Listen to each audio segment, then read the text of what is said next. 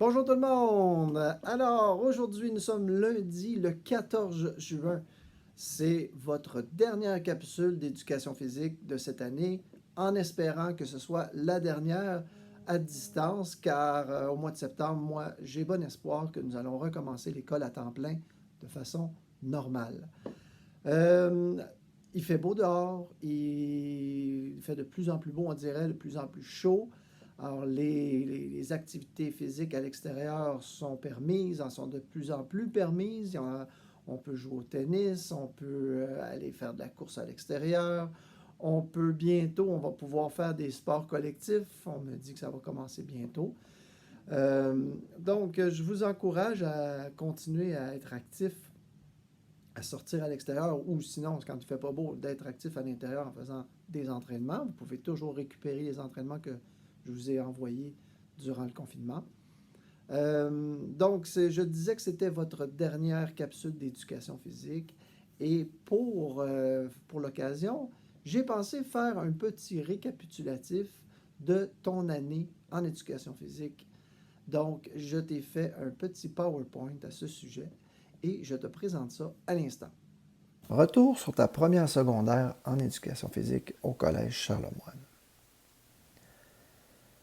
Donc, à l'école, en première étape, vous avez fait un jeu qui s'appelle l'Anomobile. C'est un sport collectif qui se joue à 4 contre 4 à l'intérieur d'un terrain de badminton où les joueurs essaient de se faire 3 passes consécutives sans se faire intercepter par l'autre équipe avant d'essayer de marquer un point en lançant l'anneau à leur joueur but à une extrémité du terrain. À la deuxième session, vous avez fait un cours de natation et nous avons complété cette session-là en faisant un test d'endurance en natation dans le sens de la largeur, en essayant de faire le maximum de largeur en 10 minutes. La session suivante fut une session de badminton, où vous avez appris les rudiments techniques de ce sport ainsi que les principales règles de jeu. Vous avez été questionné dans une évaluation théorique sur les règlements en badminton. La session 4, c'était une session de futsal, donc de soccer intérieur, où vous avez appris les règlements ainsi que les techniques de base ainsi que le jeu. La session d'après était censée être celle de l'acro-gym, donc les pyramides en équipe.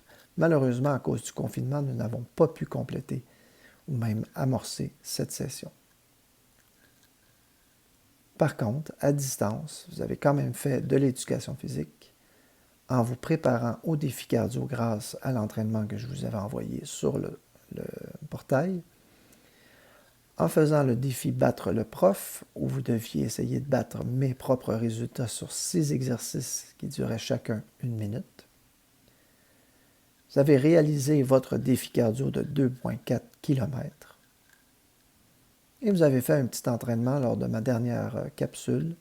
Vous avez fait un entraînement de 5 exercices dans lequel chacun durait 30 secondes avec 30 secondes de repos.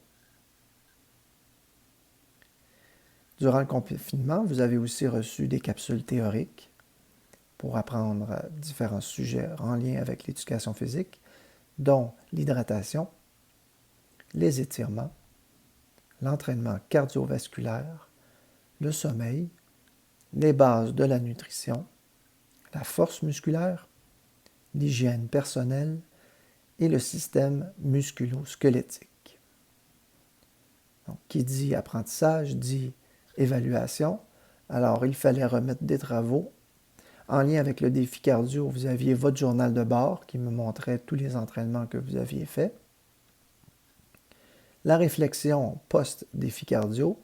Donc, après avoir complété ton 2,4 km, tu avais une réflexion à faire.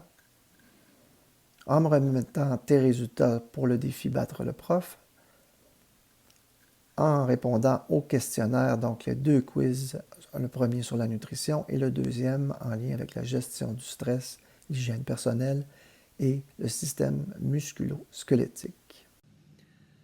Voilà pour notre retour de l'année scolaire en éducation physique.